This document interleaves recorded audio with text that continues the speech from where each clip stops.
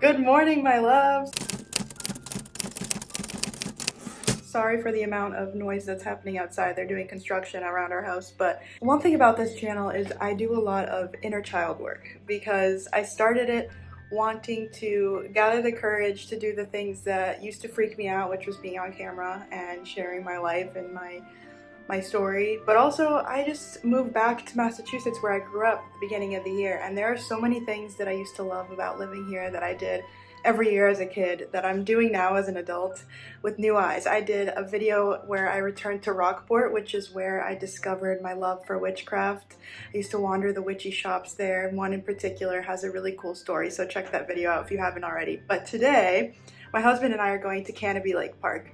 If you grew up around New Hampshire or Massachusetts, you probably went to Canobie. It's just a really cool amusement park. It's one of those old school amusement parks too, I think from like 1906. I have to double check.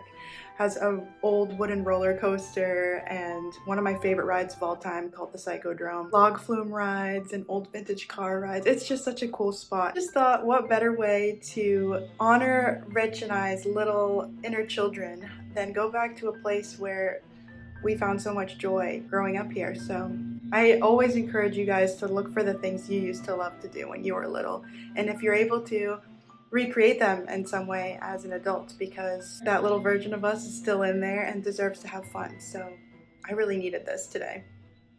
Let's go. Hi guys, we're here. We arrived right. Sunglasses. Yeah. Sunglass gang. A wizard is never late, nor is he early. He arrives precisely when he means to. There's so many kids here, families. People are driving like assholes because it's Massachusetts. And I will show you guys more when we get in, but we're so excited to I love amusement parks. Guys, I found Richard. Hold on. What? I found What do you mean you found me? Look, look. Oh.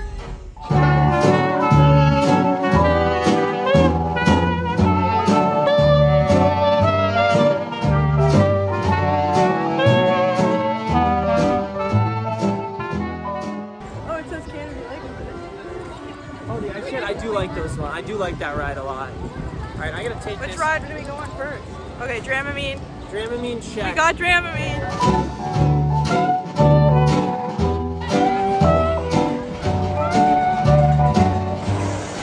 Baby, are you ready? Oh, I'm ready. This is janky. Wait. We're about to drop it right now. You ready, honey? Wait, why is your camera? Oh god.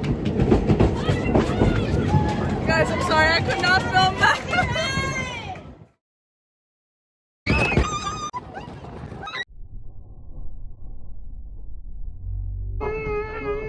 We just got off Yankee Cannonball. I tried filming, but it was impossible. Like, You got something, right? it dropped you way too many times. I was gonna lose my phone, but anyway. Although there's a time and place for the witchy rituals and videos, I think what I loved about this day is that you can see how lit up I am, how much I'm laughing, how much I'm present. And that's what inner child work does for me. It brings me right back to a time and place where I was detached from my identity and I could just focus on what was around me and play. There was a part of me that didn't want to post this because it didn't fit my aesthetic or whatever, but what does that even mean at the end of the day? You know, this is my life. This is the kind of stuff I like to do. These are the moments that make life feel magical to me, and that's really what I hope you get out of my channel, is finding your own magic. Have fun. Take life less seriously. Soft pretzel. And a Gatorade Zero. Alright guys, we're going into my favorite part of Canobie. It's the old Canobie Village. Oh, I love this whole part so much. I love when parks do the whole pioneer thing. I love it. Oh, this hasn't changed at all. Looks exactly the same. Another classic. This one takes you on a little ride and then drops you here. Woo! Oh wow, perfect timing. I'm excited for this one. Very much. I love flog rides. Flog! Or flume ride. Flog. Did I say flog? Flog ride. Flog rides. I can do. In an oar.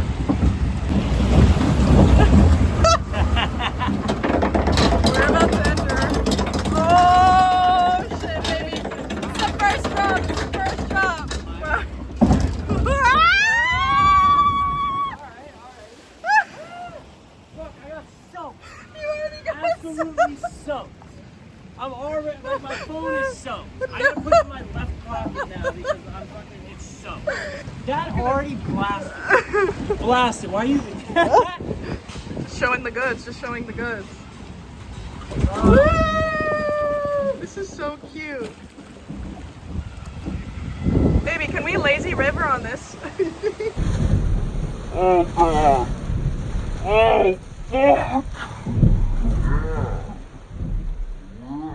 I'm already given up. Did not consent to it. Did not consent. Oh god, it's so much taller than I remember! Yeah, here we go. Oh! Let's go. Let's go. Richard, this is so much worse than I remember! Alright. So we just got absolutely rocked by the flumes. Your face is hilarious. Oh wait! When you turned to me and your face was like all drenched in water. I peed my pants. It's funny how the things you love as a kid sometimes determine the kind of adult you turn out to be. I loved this old ride, the spooky haunted one with the mystical backstory, and all of the details of the old Boston Village like really play into so many of the things that I love now. Like, no one forced me to love haunted things and witches and magic and old cobblestone streets and ancient buildings, and I just had that bug in me. And even now, I return to these places searching for that same whimsy, and I'm so glad I did, and I'm so glad I can.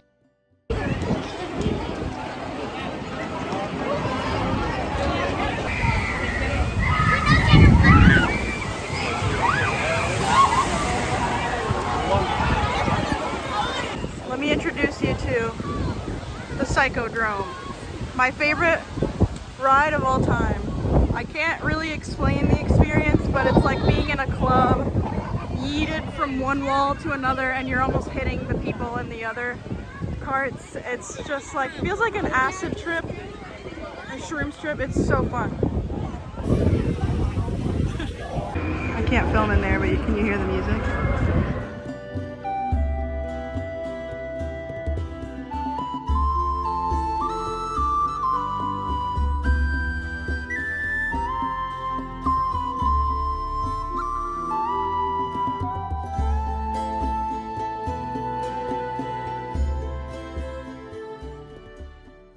Hi loves, it's been a few days since my Canobie trip.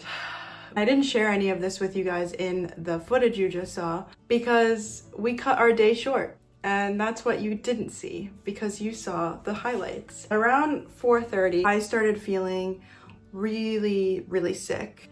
My chronic pain really kind of heightened, and a lot of that was stemming from standing in line for hours and being beaten down by the sun all day. And I felt immediately guilty, and I was looking at Rich and I was trying to put on this brave face of like, no, this is perfect. I came here to have an inner child experience, and I'm not going to ruin it by cutting it short at 4:30. There was a part of me that was kind of fighting with myself and with what my body was telling me because I didn't want to be the person that ruined the day. Now, when I was growing up, my family dynamic was such that I felt the need to make sure that everyone was happy all the time. I wanted to make sure that no one was fighting. That meant sometimes self-sacrificing my own comfort so that someone else was in a better mood, so that someone else had their emotions in check, and that meant that the rest of the day would be fun. And I felt those things resurfacing on this day because even though I was feeling like my limit had been reached, I didn't want to say anything. But Rich and I looked at each other at the same time and felt the same things. I was like, oh no, let's stay longer. I can suck it up. And he was like, no, you don't feel good. And honestly, I think I hit my limit too. Waiting in line suck. And the thing is, I found myself in this crazy middle ground between two juxtaposing things, which is that on the one hand, how beautiful is it to revisit our inner child and go back to what our childhood selves tell us, which is that we need to prioritize play and we need to be present. We weren't burdened by self-doubt and our identity and all these things that we get like sidetracked by as adults, right? The things that don't matter, that cloud our vision. We don't have those burdens, but we also don't have what adults discover, which is autonomy. creating boundaries for ourselves, speaking up on behalf of ourselves. Rich actually helped me come to this conclusion as we were in the car and I was feeling so badly about just not being able to hang or whatever, being like, God, my body has these limitations now, and am I like an ungrateful person? Like, can I not just be present in the moment? He was like, no, Mariana, what you have now is freedom to choose. He was like, when you're an adult, you see things through the lens of having choice. When you're a kid, you're kind of following along everyone else's choices for you. But as an adult, you start to realize, this relationship isn't for me. This situation doesn't feel good. Energetically, I'm not aligning with this right now.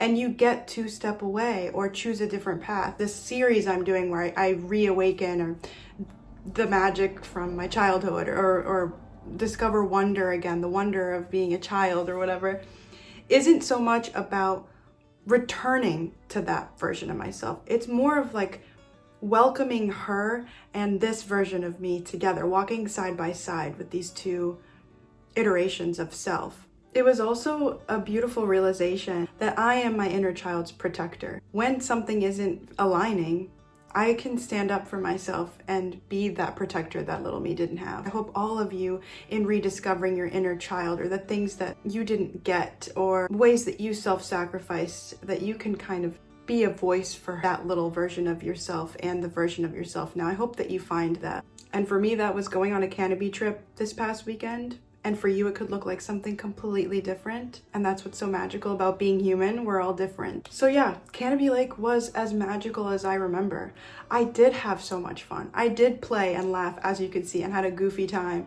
But at the same time, I did have a flare-up that evening and I did feel off and I did have some self-doubt poke through. That doesn't make me flawed because I can't do the things exactly as I remember them from 10 plus 20 years ago.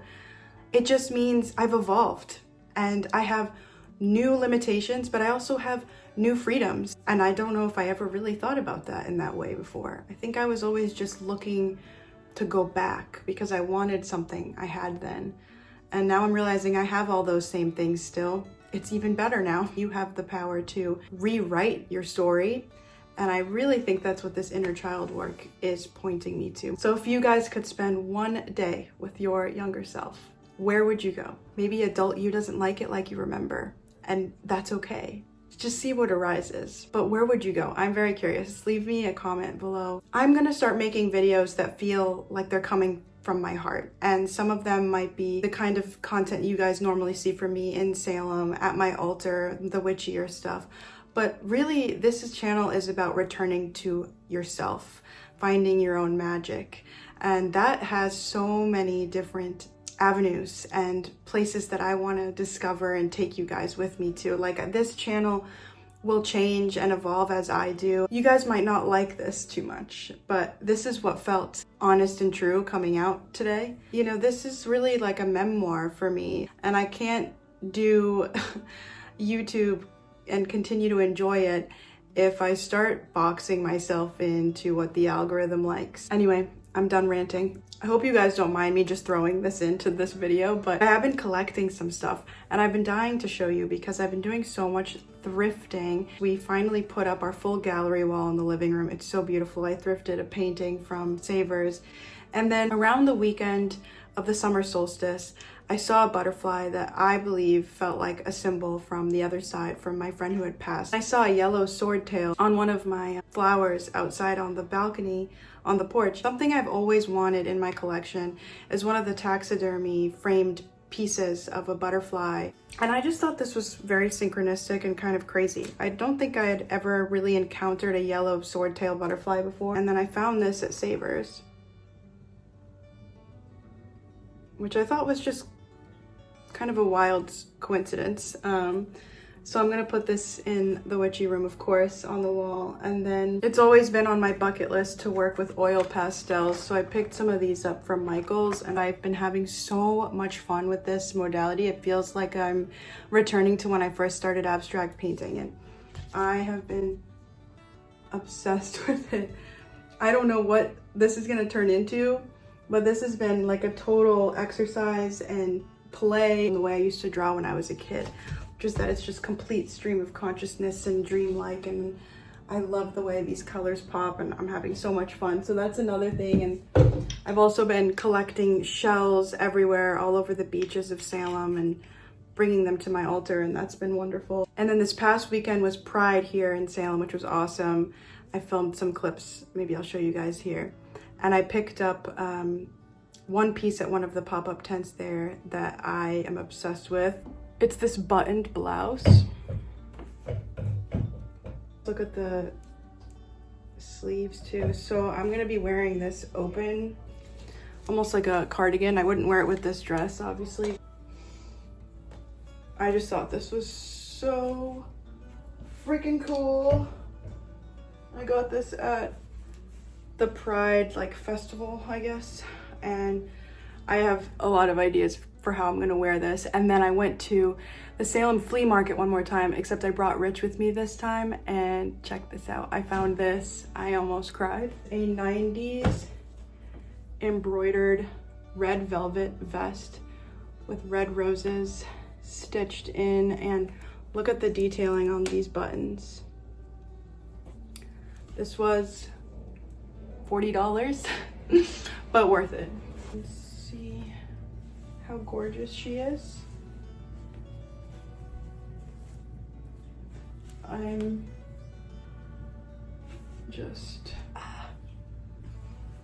awesome. Anyway, I hope you guys enjoyed this video. I'm starting to sweat in here because we don't have AC in this room, so it's my time to go. Thank you so much for watching and for being here and for sending me the loveliest comments. I think I have the most empathetic, compassionate, incredible audience in the world. I get emotional when I read my comments. I love you all so much, and I see all of you, and I really, really, really deeply appreciate you being here and watching all of this unfold. It means the world, genuinely. I can't wait to share more of the adventure with you guys. So if you want to stick around, subscribe and like this video so I know that you want more stuff like this, and I will see you guys next time.